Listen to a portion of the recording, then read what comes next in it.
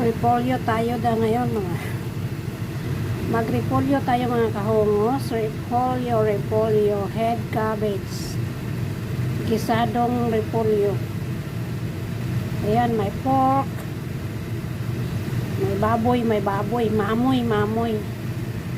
Mamoy, repolyo. Vegetable for today, repolyo. Ayan o.